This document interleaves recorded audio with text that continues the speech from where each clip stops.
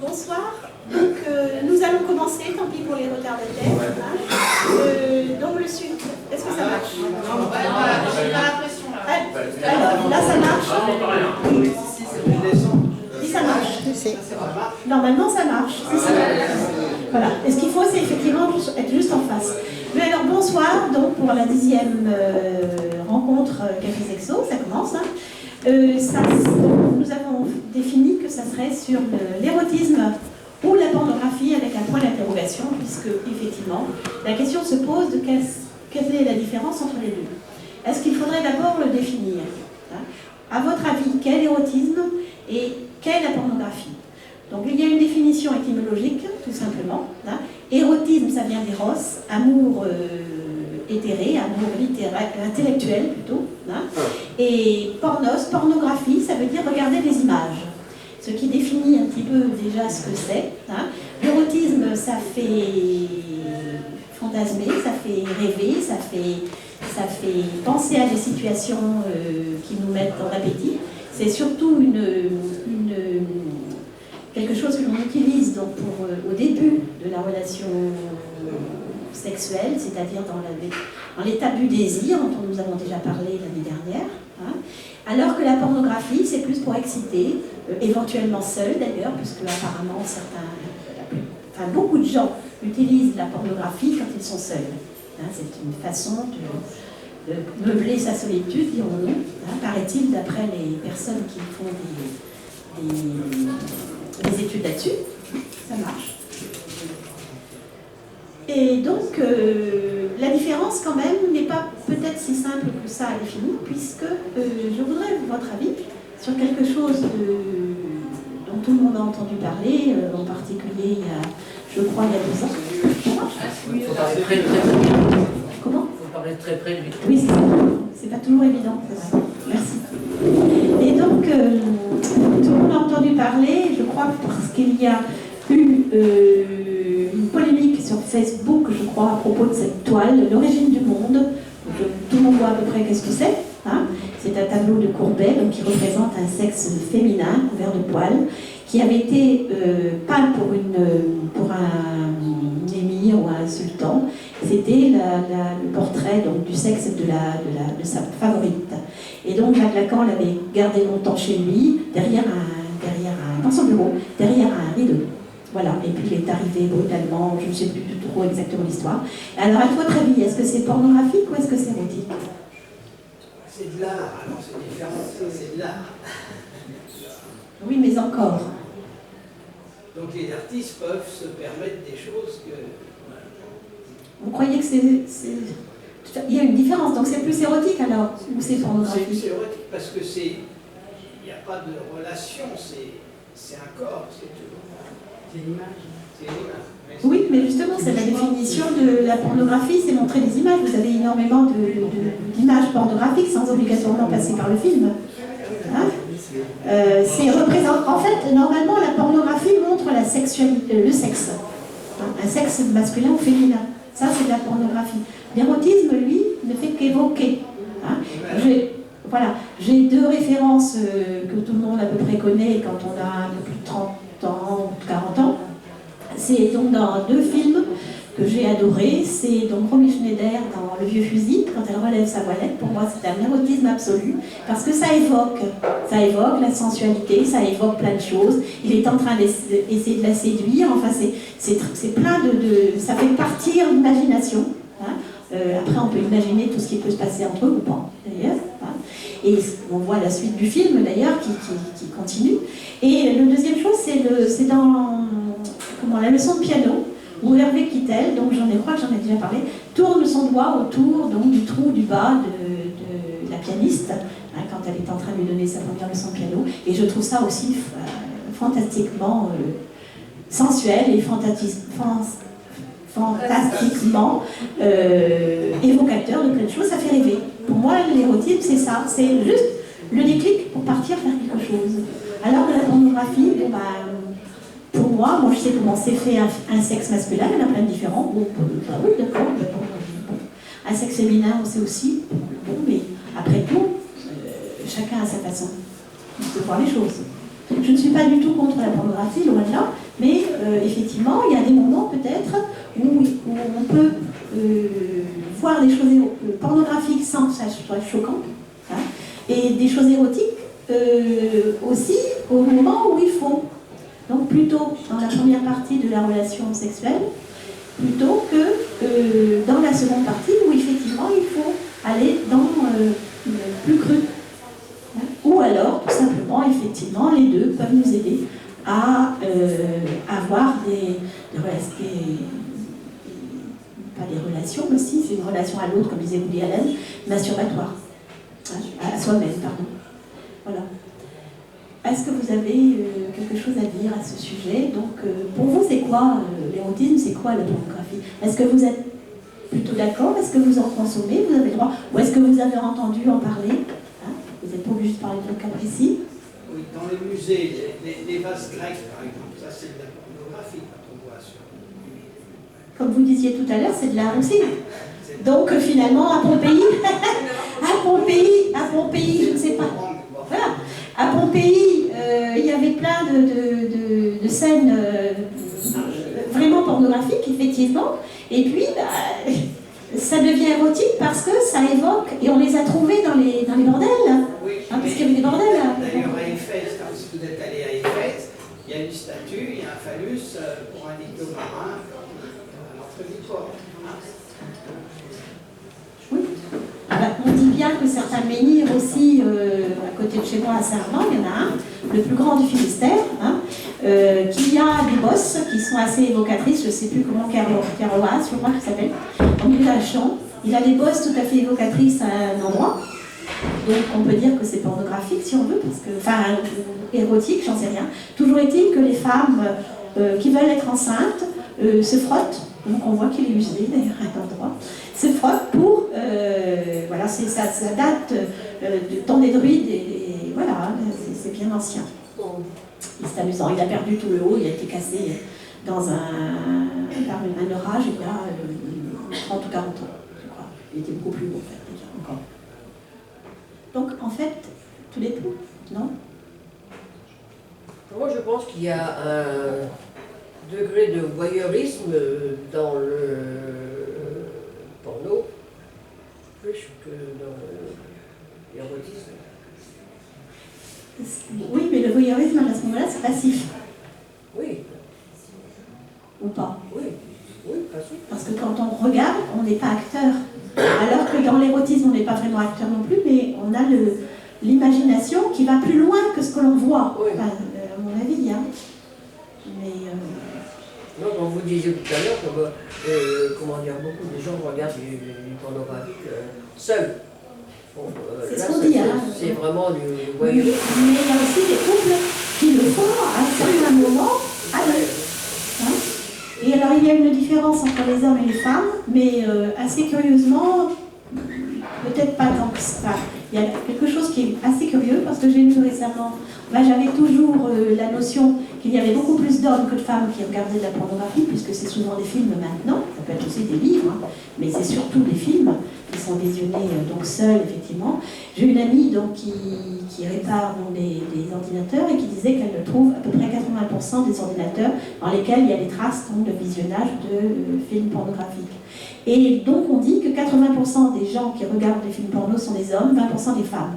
Mais j'ai vu une étude tout récemment là, qui dit que en moyenne, les hommes regardent 9 minutes et quelques secondes les films porno, alors que les femmes, c'est 1 minute de plus, 9 minutes 43 ou 50, enfin un tout petit peu plus. Et surtout, ce qui est curieux, hein, et surtout, ce sont des films beaucoup plus violents. Assez curieusement, et là je voudrais, c'est pourtant fait par des gens à peu près sérieux, mais enfin ce n'est qu'une statistique. Enfin c'est assez troublant, j'ai trouvé. Hein. Pour quelle raison, je ne sais pas, quelle est l'évolution exacte. Je me pose la question. Voilà, mais je me pose la question. Oui. Ça peut être une façon de lâcher un peu son imaginaire aussi pour de voir justement des choses qu'elle ne pourrait pas faire dans la vie de tous les jours. Le fait de le voir comme ça. Oui, c'est peut-être une explication. Oui, il n'y avait pas d'explication à ça, c'est pour ça. C'était juste un constat, mais il n'y a pas d'explication. Donc ça serait intéressant, effectivement, de chercher pourquoi. Mais c'est peut-être avez peut-être raison, hein, c'est lâcher prise, c'est possible. Hein.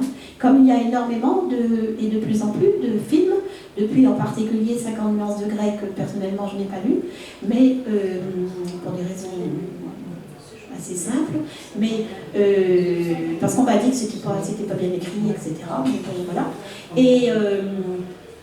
Et donc, il y a de plus en plus de films de domination et de soumission, hein, qui sont, d'après ce que j'ai appris aussi, et d'après ce qu'on voit, une tendance générale des couples. En général, dans un couple dit normal, il y a toujours un qui essaye de dominer l'autre, mais pas obligatoirement dans les relations SM. Et puis, ça peut s'inverser, ou pas. Hein, c'est-à-dire qu'il y a une balance qui est plus ou moins équilibrée, mais même quand la balance est déséquilibrée, ça fait une certaine sorte d'équilibre quand même. On n'est pas obligé d'être dans les plateaux comme ça. Hein, surtout si les plateaux peuvent bouger au fil de la relation. Mais c'est aussi un constat. Hein. Après, il y a des tas d'explications possibles. Voilà, l'éducation, la culture, etc., etc., etc. Pour faire en sorte que les plateaux soient égaux ou qu'ils montent ou qu'ils descendent en fonction des circonstances. Est-ce que vous avez lu de la littérature érotique ou visionné des films pornographiques? Et qu'est-ce qui peut vous avoir éventuellement troublé ou au contraire choqué? Parce que dans tous les films, et même dans beaucoup de livres, vous avez obligatoirement des passages qui peuvent vous troubler. Hein, alors la pornographie non, parce que c'est vrai que justement à partir du moment où il est question de voir des sexes, c'est pas évident, puisque la plupart du temps c'est censuré. Hein, mais il y a quand même des situations où on peut penser qu'il y a de l'érotisme, comme je vous disais tout à l'heure. Hein, ce dont je vous ai parlé, c'est des situations dans ça n'a absolument pas été censuré, pourtant c'était sensuel et érotique. Hein. Il y a énormément de situations comme ça dans les bouquins ou dans les films, ou effectivement même dans Harry Potter, l'autre jour j'ai regardé, il y a aussi des films qui pourtant c'est destiné plutôt aux enfants, il y a aussi des situations extrêmement érotiques. Je me rappelle d'un bal par exemple, le bal de Poudlard, je ne sais pas si vous avez, où effectivement, comment elle s'appelle la fille, Hermione, se fait enlacer par un fringant officier, c'est très, très, très bien joué et bien rendu. Et c'est bien aussi que les enfants puissent voir ça, parce que ça leur apprend justement à séduire. Un enfant, quand il regarde ça sera plus romantique, qu'il n'y aura pas forcément tout de suite côté. Oui, mais il y pensera après. Oui, après, mais il y aura un enfant qui ne le verra pas de la même façon. Non, mais quand vous êtes enfant, vous faites... je parle par exemple une chose que j'ai apprise donc, en sexo-corporel au Québec, donc avec un monsieur, ce monsieur Desjardins, qui avait plus de 70 ans et qui venait de temps en temps avec sa femme qui avait le même âge et qui nous faisait des démonstrations de séduction, je ne dis pas, en roulant des hanches et tout ça, c'était magnifique. Hein. Et les Québécois, les sexologues québécois ne sont pas médecins, mais ils commencent, il y a 5 ans d'études après le bac. Hein, et donc ils sont assez pointus quand même, et ils sont tout à fait respectueux de la femme, enfin plus que dans nos pays latins, c'est assez intéressant. Et donc ils nous expliquaient, j'ai perdu le fil de ce que je voulais dire, il nous démontrait donc certaines situations de séduction, justement, et qui étaient d'un érotisme torride, parce qu'effectivement, l'érotisme, c'est plus au début, hein, pour amener une situation, parce qu'après, une fois qu'on est dans l'acte, ou qu'on a commencé quand on est seul à se masturber, puisque c'est pour ça que beaucoup de gens regardent les films pornographiques, on n'est plus dans le désir, on est dans la montée jusqu'à, effectivement, si possible, la jouissance, mais qui n'est pas obligatoire, bien entendu, hein, mais qui est le but, normalement, à atteindre. Mais c'est le chemin qui est important, comme disait, je ne sais plus, Lao Tzu, c'est pas le but, c'est le chemin qui est important. Je crois que c'est Lao Tzu qui disait ça. Voilà. Mais donc, il y a... pour moi, des différences importantes entre les deux choses. Pour moi, l'érotisme, ça mène à quelque chose, et la pornographie, effectivement, finit le chemin du moins si l'érotisme n'a pas suffi, parce qu'à mon avis, l'érotisme peut suffire à amener donc suffisamment de désir pour ne pas avoir besoin d'un second support, mais après, ça dépend des gens, certainement. Et l'homme, on dit bien aussi que l'homme est beaucoup plus visuel que la femme. La femme, c'est pour ça que dans les films pornographiques, bien souvent aussi, la femme est en situation d'exhibition et l'homme voyeur. C'est quelque chose qui reste assez valable encore actuellement, même chez les jeunes gens. Mais c'est en train d'évoluer aussi, ça. La parole est à la salle, comme dit l'autre.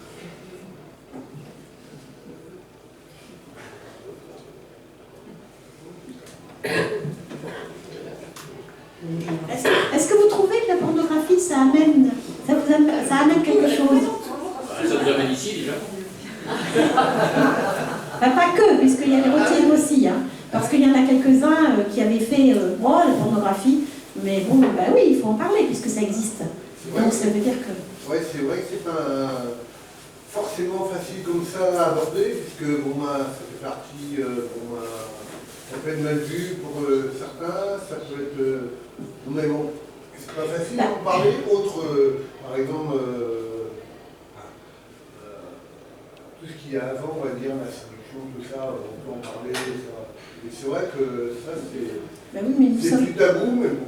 Nous sommes adultes, et puis moi je pense que tout est possible à partir du moment où c'est dans le respect de l'autre. Et de soi-même, bien entendu. Après... Et il faut que ça soit aussi consensuel. C'est-à-dire non pas accepté par l'un, demandé par l'un, accepté par l'autre, il faut que ça soit consensuel, c'est-à-dire que tout le monde soit d'accord. Parce qu'il y a le biais, je crois qu'on en avait déjà parlé, le biais du consentement qui est arraché, ce qui arrive assez fréquemment. Alors effectivement, on peut y prendre du plaisir si on est forcé, amené à le faire de façon un peu violente, du moins par ni devant le fait accompli, sans violence ni verbale ni physique évidemment, mais il arrive aussi que, comme dans les clubs libertins, il y a un certain nombre d'hommes qui veulent absolument y amener leurs femmes, leurs compagnes, et qui finalement sont très contrariés parce que leurs femmes elles trouvent ça très bien et puis du coup ils ne sont pas contents. C'est quelque chose d'assez classique. Et donc pour les pornographies c'est peut-être la même chose. Peut-être que les femmes n'osent pas parce que pour des raisons de pudeur, de pudibonderie ou pudeur. Après les deux mots n'ont pas tout à fait le même sens, mais on peut dire voilà. On peut mettre tout ça sous le même terme. Et après, finalement, elles peuvent y goûter parce que, effectivement, comme disait Monsieur Eva, une fois qu'elles sont un peu libérées, qu'il y a du lâcher prise, vous n'avez pas tort, je pense que ça joue aussi.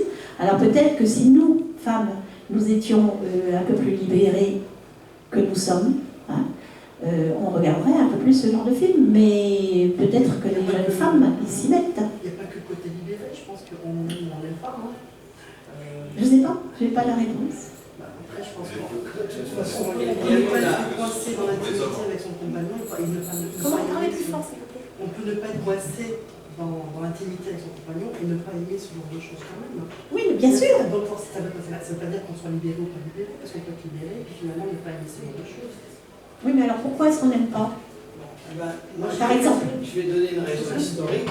Comme on a été longtemps dans une société judéo-chrétienne, on considérait que la femme était un objet. Dans les films pornographiques, la femme c'est un objet pour l'homme, puisque les films ils sont faits par les hommes en général. Sauf. Si, ça n'a pas tant évolué que ça quand même. Non, ça n'a pas tant évolué. Mais par contre, il y a eu en 2009 un film qui a été tourné par une actrice porno qui s'appelle Oviti, que vous avez peut-être entendu parler, qui a tourné plusieurs films, dont un qui s'appelait Histoire de sexe, je crois. J'ai eu la chance de le voir, parce que j'étais invitée, je ne sais plus trop comment, en avant-première à Brest, au studio. C'est un cinéma d'art lycée, comme je ne sais plus comment il s'appelle ici. Et donc, je suis allée le voir, et j'ai trouvé qu'il n'y avait rien de... Bon, ça m'a intéressé. j'ai pas été trouver ça, enfin, une histoire de sexe, quoi, bon, histoire entre hommes et femmes, avec effectivement des relations sexuelles, bon, rien d'anormal, ni de particulièrement excitant, ni de particulièrement choquant. J'ai absolument pas été choquée. C'était des relations sexuelles, effectivement. Il n'y avait pas de violence, il n'y avait pas d'exhibition particulière. Enfin, c'était une histoire entre plusieurs couples. Enfin. Et ce qui était incroyable, c'est que ça a été censuré, MX, alors que ça faisait depuis 96 qu'il n'y avait pas eu de film qui avait été censuré. Alors qu'on voit, donc, et c'était en 2009, c'est pas si vieux. Et c'est le seul film qui a été mis à l'index. Alors, est-ce que c'est parce que c'est tourné par une femme? J'en sais rien. Comme Les Vaisseaux du Cœur, qui a été censuré, alors que c'est un film formidable. Un livre, pardon. Le livre. J'ai pas vu. Je crois qu'il y a le film aussi. Je sais pas, j'ai pas vu le film. Moi non plus. Mais le livre est fabuleux. Le livre, c'est juste sublime. Et il a été censuré pendant je ne sais combien de temps, d'années, parce qu'il était écrit. Alors que les livres d'Henri Miller, par exemple, on n'a jamais été. Alors que moi, je trouve que c'est violent. Pourquoi? Et Les Vaisseaux du Cœur, c'est effectivement, on parle de cul dedans aussi, mais c'est surtout une belle histoire d'amour. C'est bien les restos, parce que j'ai compris les restos. Les vaisseaux. Les vaisseaux du cœur. Il a été écrit dans les années 60, je crois. Il a été écrit dans les années 60 par Benoît Gros. Hein? Et c'est un livre très très chouette, mais bon, voilà. Et il a été censuré, et c'est très peu de temps qu'on peut le lire facilement. Là, on le trouve maintenant dans la bibliothèque, un livre à lire. Maintenant, oui. Ouais. Hein, mais comme Histoire d'eau, enfin Histoire d'eau, c'est autre chose. Là, par contre, ça peut effectivement être violent et choqué. Mais là, bon, les vaisseaux du cœur, je vois pas. Je vois pas ce qu'il y a de choquant non plus. Hein. Pas du tout. Hein, mais, bon, voilà. C'est la censure qui a fait ça. Pourquoi Alors on dit, les éditeurs disent que c'était écrit par une femme. C'est pour ça que nous sommes encore beaucoup dans l'éducation chrétienne. Hein? Sur les films pornographiques, Comment? La raison pour laquelle les femmes regardent moins, on va facilement moins le film pornographique, c'est que c'est tourné souvent par des hommes pour des hommes, avec des façons de faire qui ne vont pas forcément plaire à une femme. Mais il y a eu pourtant le film de Virginie Despentes il y a quelques années, Baise-moi. Je ne sais pas si vous l'avez vu, mais là c'est violent. Violent. Ça peut être violent effectivement, mais comme on évoque aussi tout à l'heure, ça peut être aussi plus dans l'imaginaire, dans les perceptions d'une femme, aussi qui va peut-être te permettre de mieux accéder et d'avoir juste une différence entre les hommes et les femmes, on ne perçoit pas les mêmes choses. Oui, mais moi je trouvais qu'il n'était pas tellement pornographique, Baise-moi, mais qu'il était violent, c'était tuerie, quoi. Hein, alors c'est effectivement les vengeances des femmes, etc. Mais bon, on n'est pas obligé. Enfin, voilà. Mais c'est toute une histoire, hein, ce film. Hein. Mais bon, il a été classé comme ça aussi, interdit au moins de 16 ans. Pas classé X, mais interdit au moins de 16 ans, je crois, un truc comme ça. Mais c'est pas, moi j'ai trouvé que c'était pas pornographique, c'était simplement violent, très violent. Donc, comment? C'est comme le film Elle, il n'est pas pornographique, il est très violent. Hein. C'est la violence, ça s'appelle au viol. Ouais, les femmes aiment se faire violer, en fait, c'est un peu ça. C'est assez choquant. C'est là qu'il y a des scènes. Avec Isabelle Huppert, qui est sortie il n'y a pas longtemps, je ne l'ai pas vu. J'ai pas voulu aller le voir juste elle. D'ailleurs, ouais, je me suis dit que. Pour une femme, c'est violent. On sort de là. Ouais, mais c'est un super film quand même. C'est très bien joué, mais ça ne Le film.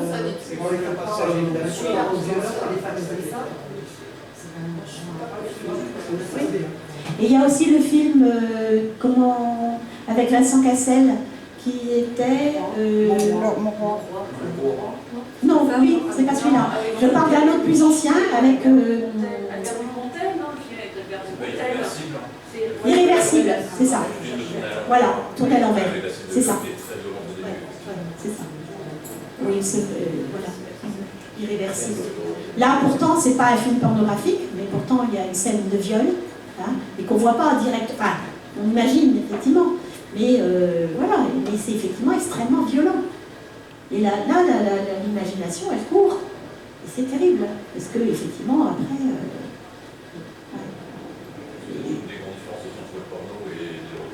C'est le porno, c'est oui, plus fort. Le porno, c'est une choses. L'érotisme, ça fait parler à beaucoup de subconscients.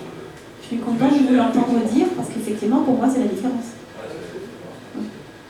Pour moi, effectivement, l'érotisme, ça fait appel à l'imagination, puisque rien que faire ça avec son bras sur un bas, c'est... Comment ? Rien n'est dévoilé. Oui, tout à fait. Autrefois, d'ailleurs, les femmes, on les considérait comme très érotiques, elles ne montraient rien.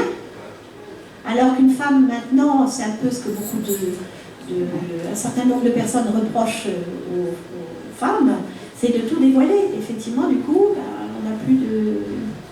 Sans rentrer dans un autre sujet, quand on parle du voile, certaines femmes, même voilées, vont garder une certaine sensualité. Peut-être pas une avocat non plus, mais même voilée, vont garder une certaine sensualité. Oui, mais ça fait partie. Moi, j'ai un ami, donc, musulman, hein, qui tu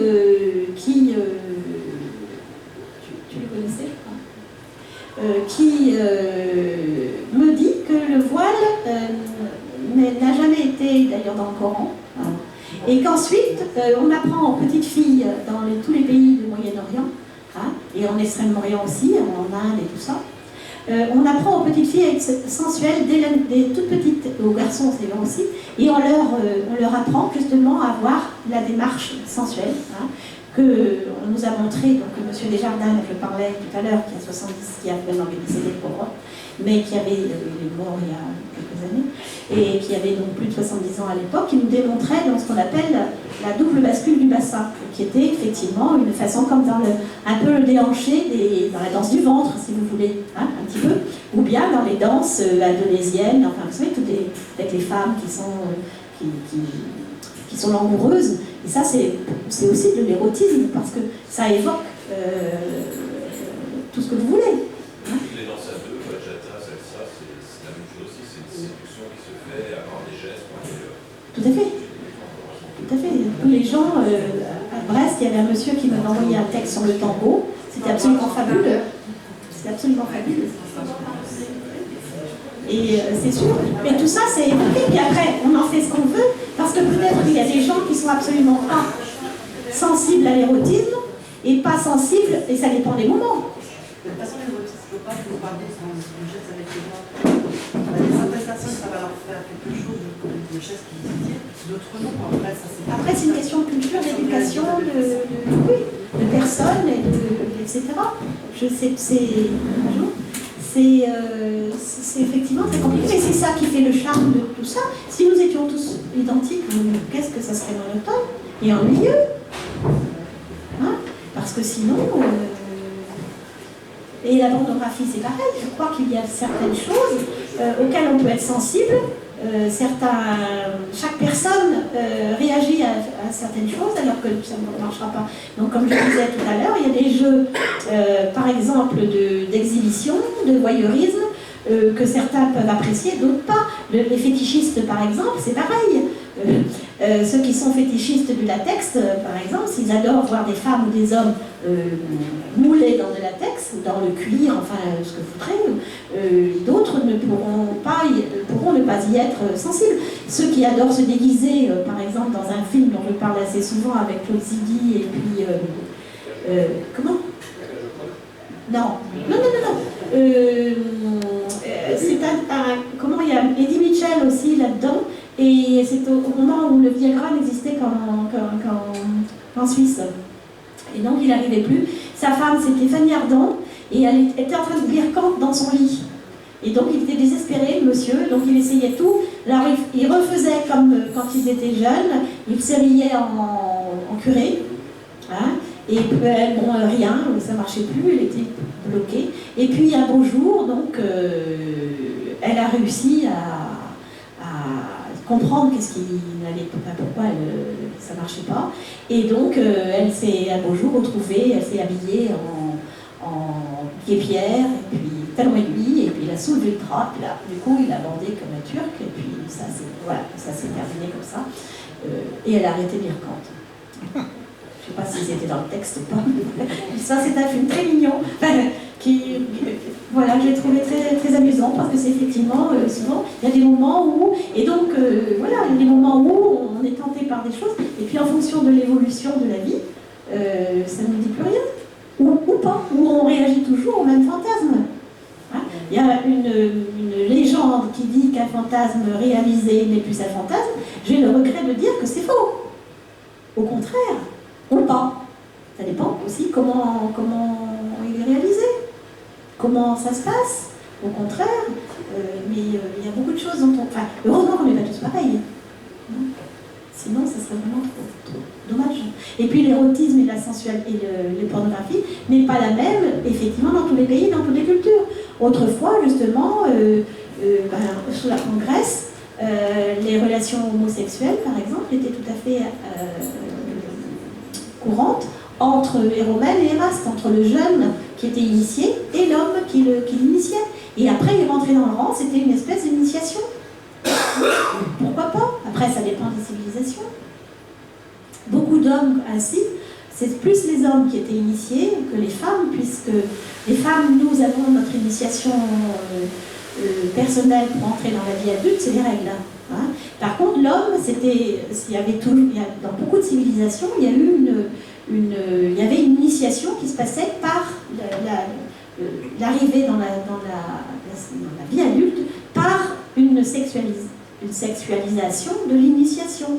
Donc en Grèce, ils partaient pendant 3 jours, hein, et d'autres, donc c'était à ce moment-là qu'on les circoncisait, pas à la naissance, c'était plus tard, hein, et d'autres, donc chez les papous par exemple, on leur met des étuis péniens, c'est à ce moment-là qu'on les perce, qu'on les tatoue, qu'on leur met et tout ça, ça a une connotation non seulement virile, mais aussi sexuelle, puisque c'est être adulte, c'est être sexuel. Puisqu'on est dans une région de mer, je ne sais pas si c'est vrai, mais quand le petit mousse, il passait le Cap Horn ou je ne sais pas quoi, on l'initiait aussi.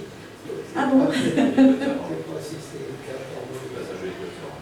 C'est le passage de l'Équateur. Oui, il y avait un rituel. Qu'est-ce qu'on fait un bisutage? J'allais parler du bisutage aussi. C'est un bisutage, c'est pas forcément Bon, voilà. Non, voilà, moi je demande de la marine, mais bon, mes collègues n'ont jamais inventé ça. En tout cas, les bisutages, moi je peux vous dire qu'en médecine, c'est très sexuel. C'était en tout cas, c'est interdit maintenant, mais c'était très sexuel. J'ai un souvenir assez cauchemardesque de mon bisutage. Hein. Je dis assez cauchemardesque, parce qu'effectivement, j'en ai jamais parlé à personne. Je ne suis pas vraie de terre, mais j'en garde un souvenir terrible. Nous étions 1000. Enfin, il y avait 1000 personnes à regarder. Hein. Et je peux vous dire que... Ouais. Mais voilà, mais c'est une initiation quelque part, tout simplement. Hein. C'est pas vrai, c'est pas vraiment fait méchamment, mais il n'empêche que... Et pour beaucoup de choses, la pornographie n'est pas obligatoirement faite méchamment, même quand c'est violent. C'est parce que c'est pour correspondre au fantasme des hommes, effectivement, bien souvent. Et dans Baise-moi, c'est parce qu'elle a un désir de vengeance par rapport aux violences qu'elle a connues. Hein, dans sa propre vie, les Johnny les Pentes, et puis dans la vie de ses compagnes. C'est une des raisons pour laquelle ce film a été tourné, donc ça peut se comprendre. Enfin, c'est une explication, une excuse. Mais ça montre aussi un côté... Et dans les films pornographiques, il y a effectivement beaucoup de viols, beaucoup de violence, beaucoup de... Alors, est-ce que c'est toujours souhaitable? C'est pas certain, parce qu'effectivement... Alors, s'il n'y avait pas de film pornographique, est-ce qu'il y aurait plus de violence, plus de viol ou moins d'agression, on va dire d'agression sexuelle ou moins? La question est posée, parce que les jeunes qui regardent ça... Ceux qui ne sont pas bien constitués mentalement, ça peut amener... À 10 ans, est-ce que le premier visionnage d'un enfant, c'est en général 10 ans? Est-ce que vous croyez qu'il a l'esprit formé comme il faut? Puisqu'on parlait tout à l'heure de l'érotisme, est-ce que vous pensez qu'à 10 ans, il est capable de faire le discernement et ne pas penser que c'est ça la normalité?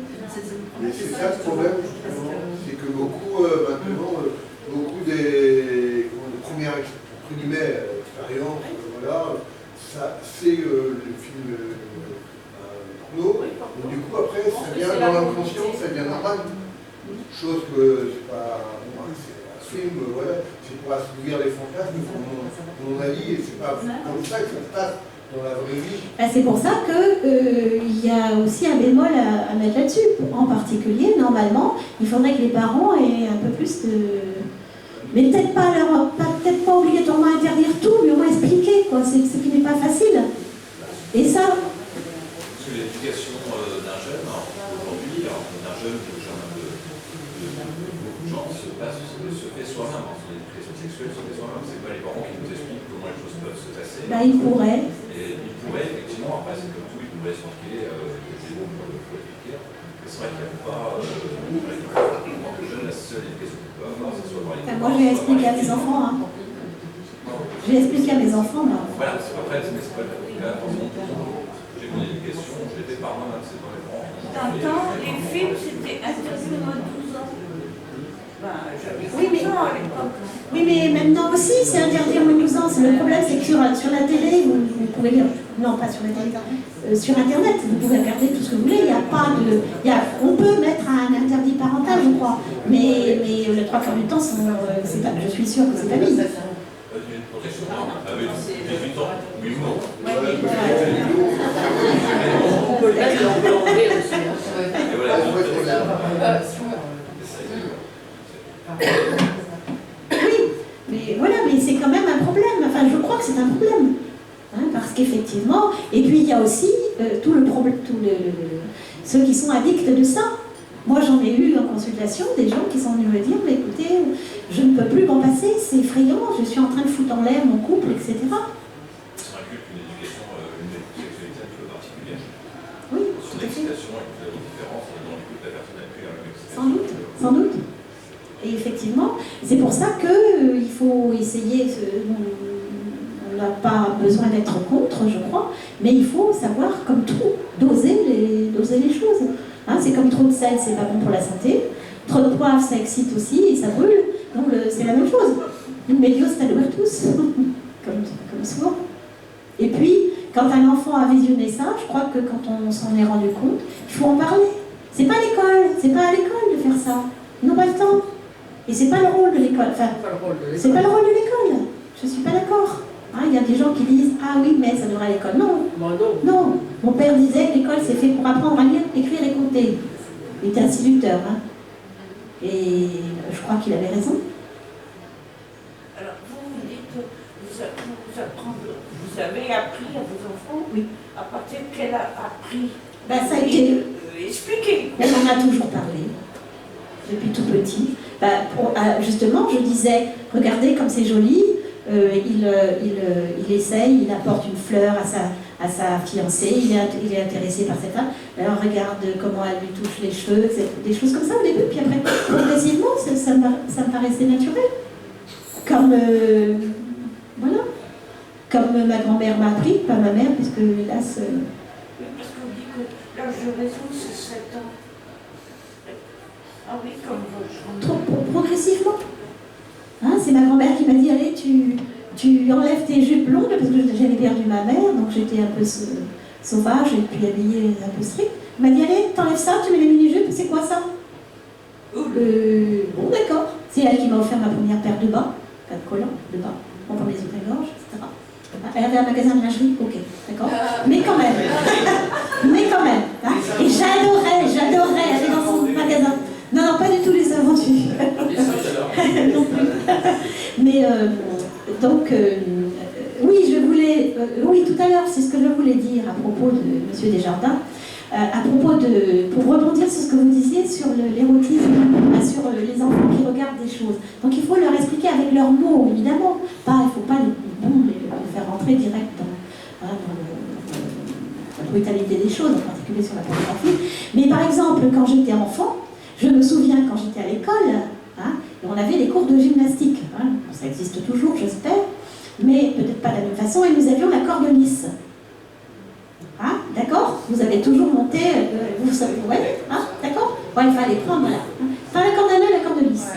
Bon, et ben j'ai appris en cours de sexo-corporel, hein, quand j'ai fait cette formation avec ce monsieur qui était en train, hein, voilà, vous voyez ce dont je parle, eh bien, je me souvenais très bien, hein, quand j'étais enfant, quand je montais à la corde lisse, il m'arrivait parfois des trucs bizarres. Oui. Et je ne sais pas si vous avez vu vos enfants ou petits-enfants sur un cheval à bascule. Une chose beau. Hein? Ouais.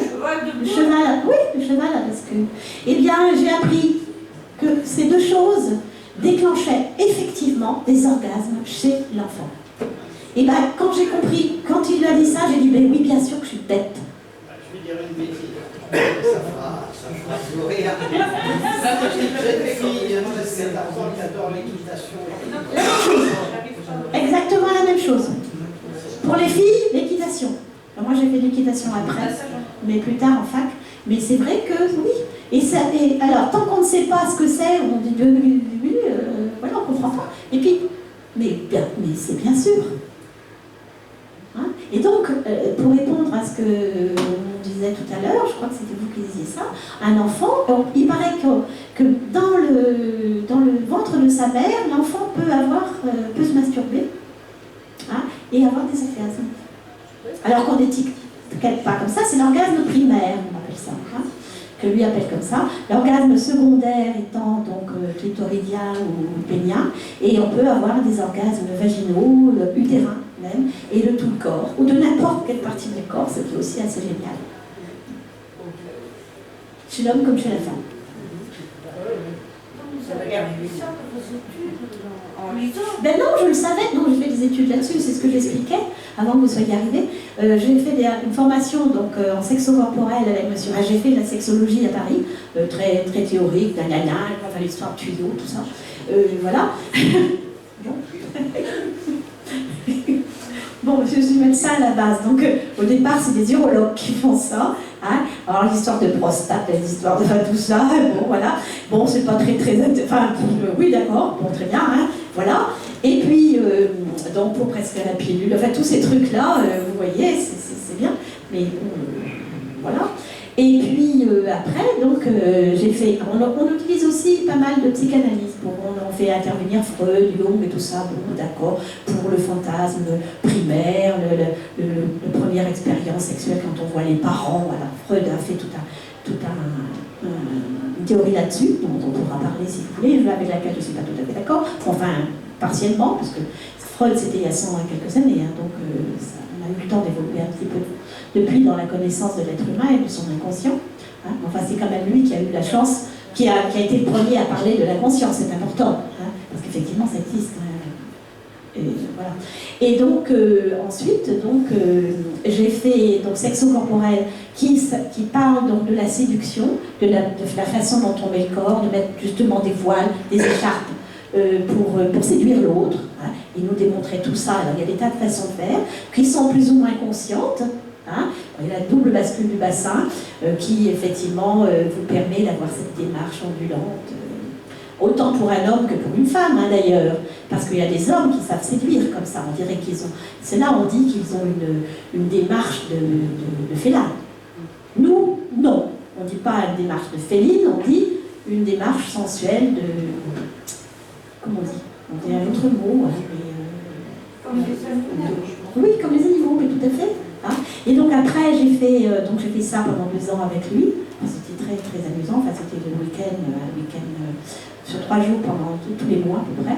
Et après j'ai fait travailler sur l'imaginaire avec donc un autre Québécois qui s'appelle Monsieur Crépeau, et là j'ai adoré parce qu'effectivement c'était tout à fait ce qui me correspond. L'érotisme, l'imaginaire, c'est partir. Il n'y a pas besoin d'avoir un sexe masculin en soi pour aller jusqu'au 7e siècle. Danser cette voile, c'est ça d'ailleurs aussi, hein, c'est l'érotisme placé au maximum qui nous permet d'aller très haut. Et les hommes sont capables de ça tout autant que les femmes. C'est ce qu'on apprend dans le tantrisme aussi, que je ne connais pas personnellement, mais dont les adeptes parlent, hein, qui est une espèce de philosophie plus ou moins indienne qui explique donc, comment arriver à se dépasser pour arriver dans un nirvana, hein, parce que l'organe n'est rien d'autre qu'un nirvana en fait. Court peut-être, mais c'est la même chose. Sainte Thérèse d'Avila, qu'on voit donc dans la chapelle Sixtine à Rome, on dit qu'elle est en extase, mais en fait elle est en orgasme. C'est à peu près la même chose. Alors ça peut choquer, hein, mais en fait le résultat est le même. C'est des êtres humains. Absolument. peut y arriver de quantité de façons.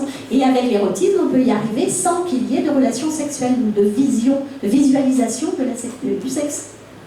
Alors que dans la pornographie, c'est différent. Hein? Il y a moins d'imaginaire, il y a moins de... On est plus passif, comme disait quelqu'un, hein, dans la pornographie, on est plus passif que dans l'érotisme. Parce que l'érotisme, il faut y mettre du sien, beaucoup plus. Hein? Moi, c'est pour ça que je préfère l'érotisme. Mais pourquoi pas la pornographie?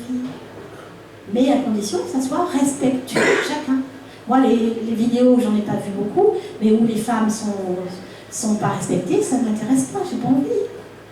Ni l'inverse d'ailleurs, hein, honnêtement. Mais par contre, si c'est dans un respect mutuel, pourquoi pas? Tout est possible, tout est imaginable.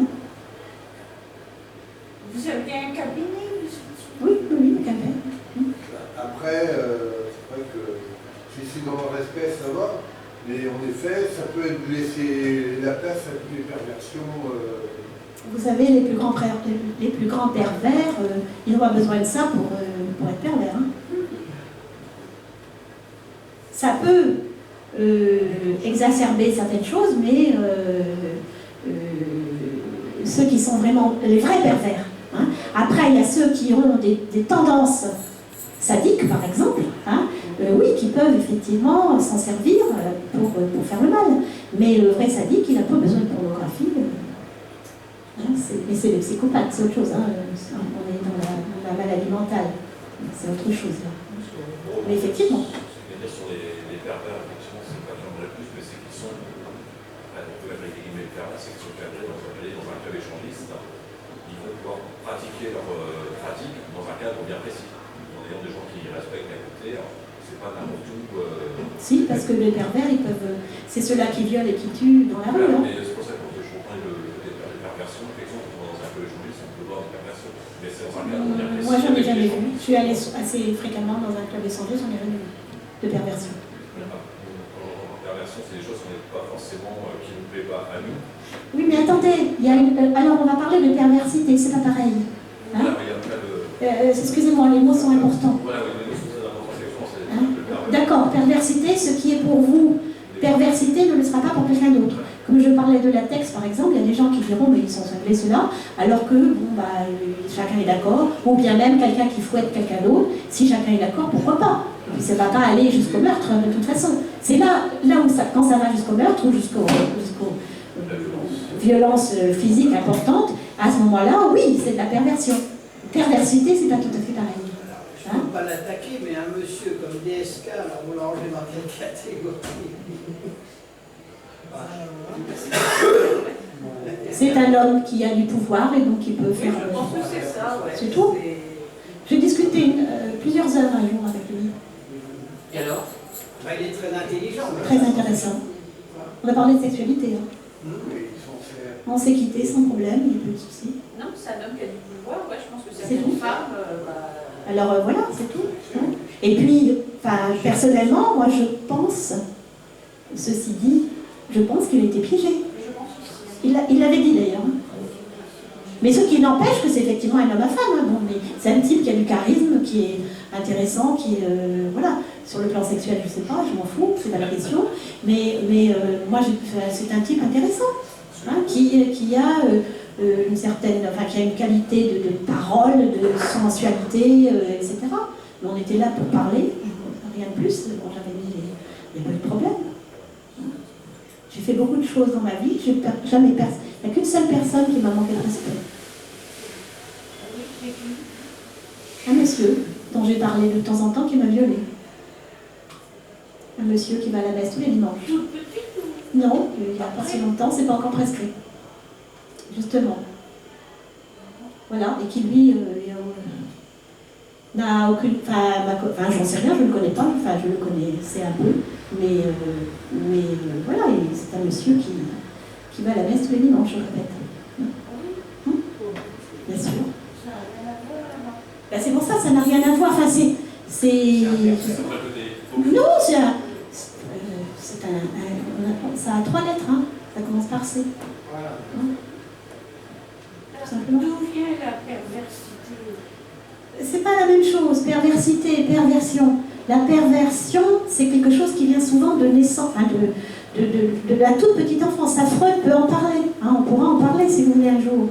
Hein, mais c'est plus, ça dépend de la psychiatrie, là. Hein, parce que ce sont des psychopathes. Les pervers, les vrais pervers sont des psychopathes. Par contre, ceux qui ont juste une tendance, c'est un petit peu comme la même chose entre le borderline ou la névrose et la psychose. Celui qui a un syndrome dépressif, c'est pas dramatique. Celui qui est maniaco-dépressif, par contre, il va se suicider à tous les coups. Hein. Alors que celui qui est simplement déprimé, bah, il peut le faire, hein, c'est sûr, mais souvent c'est juste un appel au secours. Il faut arriver à temps. Tandis que le vrai dépressif, s'il ne prend pas, non pas des antidépressifs, mais des lithium, le maniaco-dépressif, hein, ce qu'on appelle le bipolaire maintenant. Ça, c'est de la psychopathie, c'est une maladie mentale grave. C'est la différence un petit peu, enfin c'est un peu compliqué de vous expliquer ça comme ça, parce que c'est pas, ça se dit pas en trois phrases, hein. Mais il y a une différence importante entre le vrai pervers, qui est un malade mental, hein, qui est un fou, quoi, si vous voulez, hein, une espèce de fou, mais qui peut ne pas se révéler comme ça, hein, parce que effectivement, regardez le film, comment ça s'appelle, Le silence des agneaux, il est de suite, là, hein, c'est un vrai pervers. Mais c'est pas, il est devenu fou comme ça, parce que dans le dernier film, il explique, on comprend ce qui s'est passé, parce qu'il a eu, quand il était petit, ses parents, enfin il y a eu des tas d'histoires, il est devenu comme ça, parce que effectivement il y a eu des raisons qui ont fait que au niveau de son équilibre mental, ça a complètement cassé, et puis, alors que la petite perversité, on va dire, c'est pas bien grave. Ce qu'il faut, c'est qu'effectivement, il respecte l'autre. À partir du moment où c'est dans le respect de l'autre, il n'y a pas de souci. Vous avez parfaitement le droit, si vous voulez, hein, à mon avis, de demander à ce que votre partenaire mette des talons aiguilles dans le lit, si ça vous plaît. Et si elle est d'accord, pourquoi pas? C'est de la perversité. Mais c'est pas, et alors? Si vous êtes d'accord tous les deux, hein, si vous voulez qu'elle porte des guêpières ou que lui mette un string clouté, et pourquoi pas? Si vous êtes d'accord tous les deux. Il faut que les deux soient d'accord. Il faut que les deux soient d'accord. Tout à fait. Hein, c'est le problème de... Voilà. Ou tout ce que vous voulez d'autre. Alors, c'est pas du Non, voilà, c'est la différence entre...